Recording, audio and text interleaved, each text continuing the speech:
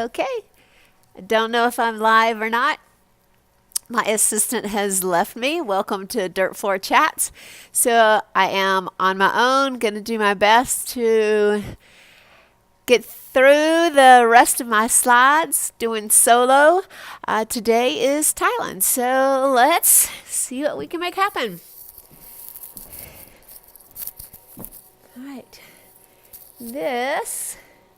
I was in Singapore, decided I wanted to go up to Thailand, took the train up there, and let's get the photos where you can see them.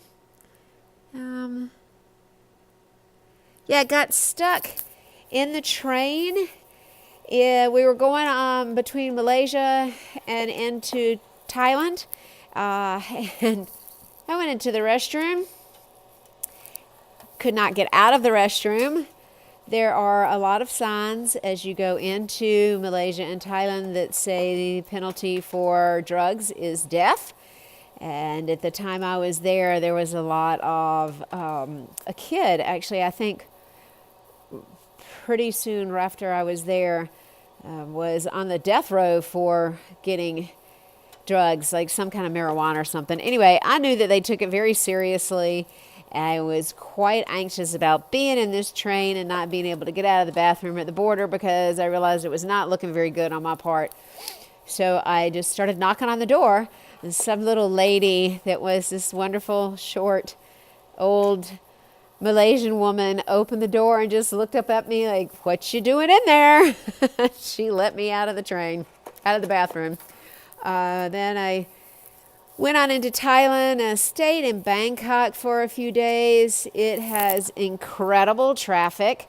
This makes it look like it's pretty orderly, but in truth, when you're down there, nobody seems to really follow anything. A lot of the roads don't have any kind of lines on it. Those are the little tuk-tuks.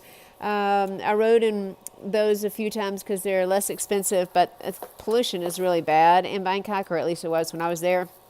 So it's also kind of hard to breathe when you're in one of those things.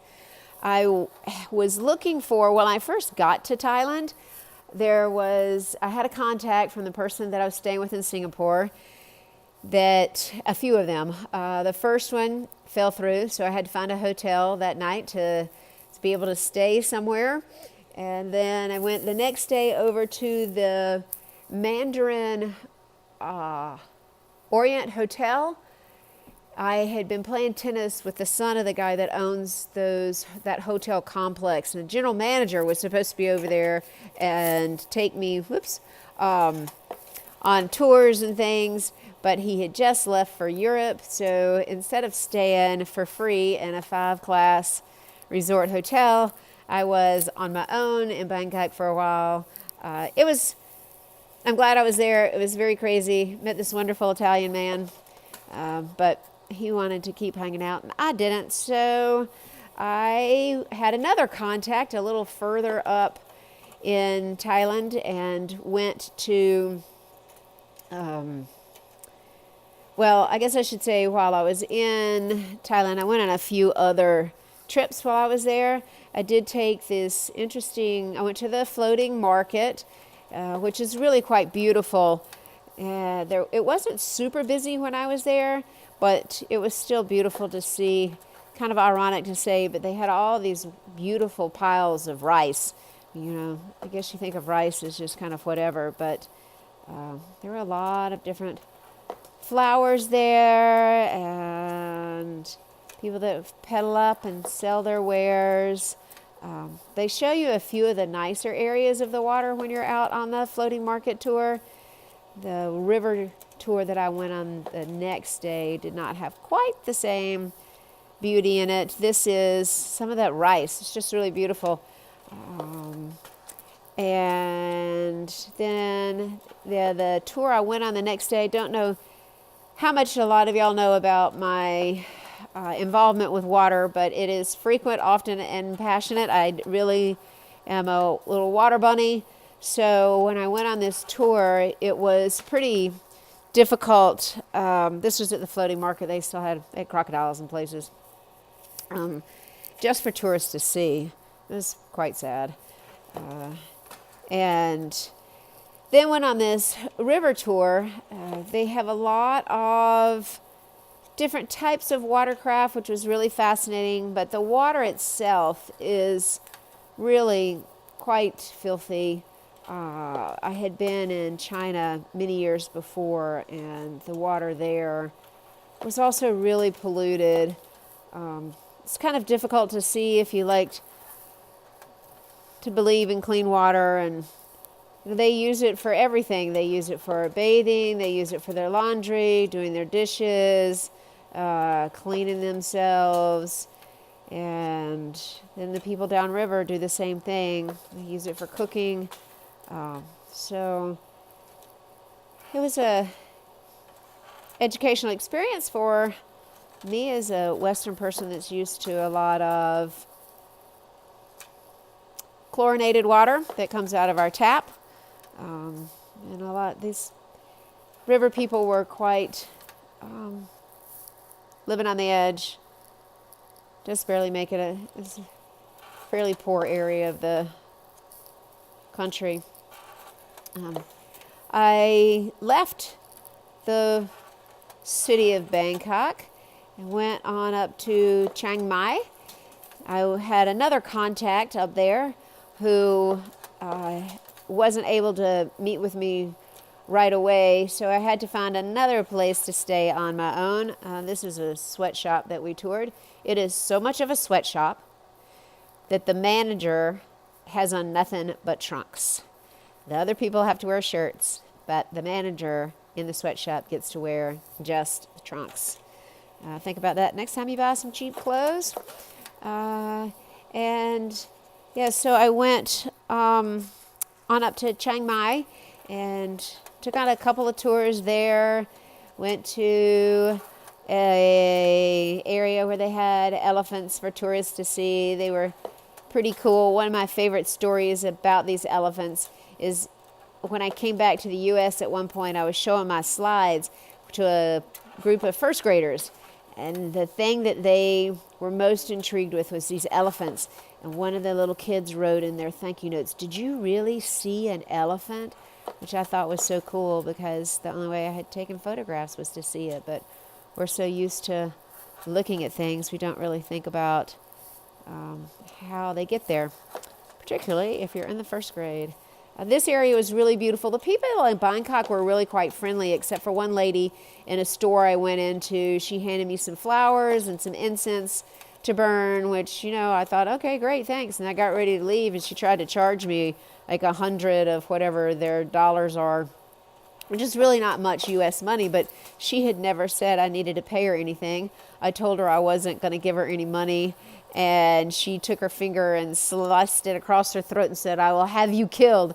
I ended up arguing with her for quite a bit and never paid her anything, but I hid in the area of the shopping mall for a little while because I didn't want the Thai mafia coming after me. Obviously, they didn't.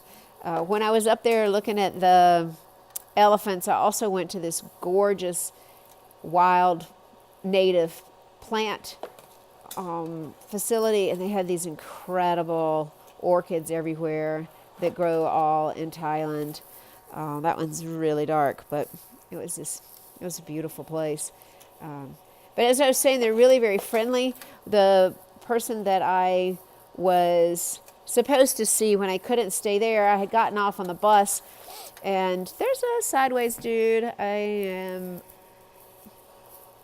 Maybe I can figure out how to get him back so you can see him, because he's got the most amazing beard of any statue I've ever seen. Let's see. This is a ancient area that I went to. They have a lot of ancient stuff there compared to what we consider ancient. It's pretty amazing. Oh, and the year I was there he is. Check out that beard. The year I was in Thailand, I believe it was 2520. They use a different calendar than we do, so that's pretty cool. All right, and yeah, so I was there during the water festival, which is a really beautiful celebration of water. that when I was taking pictures of these little kids, they were just there. And then when they saw me getting pictures of them, they all got nervous and giggly.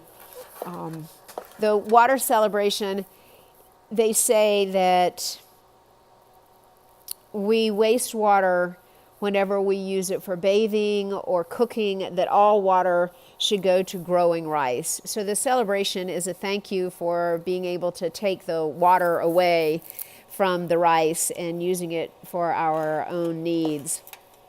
I was downtown and they float the flowers in the water. And so I got to see a little bit of that first night, and apparently got to try and practice doing some funky things with my lights and the cameras. Oops, that one's not going quite the right direction.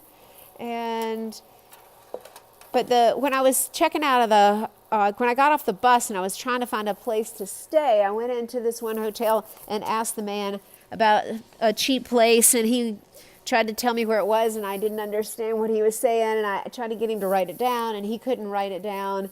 And so finally he just walked outside and took me over there. I mean, they're just really very, very friendly people. And this town, Chiang Mai, I thought was really lovely. I went to this dance while I was there, and the dancers seemed to be really genuinely loving what they were doing. It didn't feel like fake dancers at Disney World, which they're not fake, they're incredibly talented, but they often feel like they're just kind of being forced to do what they do. And these people seem to be really enthusiastic about their dances. They were, darn, that one's upside down too. They were really amazing. Let's see if I can get that one back. Working on the new projector here.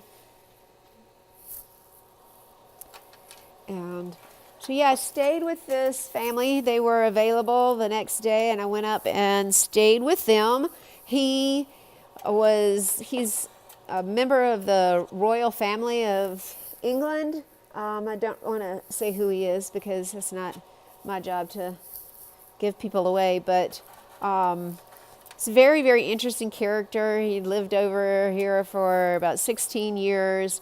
He was very, very upset the day I met him because the stock market had just crashed. We met in an extremely British pub in Chiang Mai. He was distraught about all the paper money he had lost. And I kept thinking, well, just hang on to it. You're living in a really cheap place.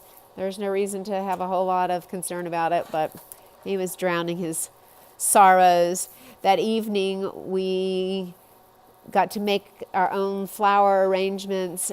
They had a swimming pool, so we got to float the flowers in the swimming pool there. The daughters took me around town the next day. They wouldn't let me go into the city that evening to see all the festivities that were going on. They said it was too dangerous, and I just did not tell them that I had been wandering around by myself the night before. So sometimes, better things people don't know. But it was really nice. I thought it was cool that since we couldn't get to the river, we went ahead and floated them in their swimming pool. But it was a very friendly trip to Thailand. All right. That's the end of part 1. See you next time.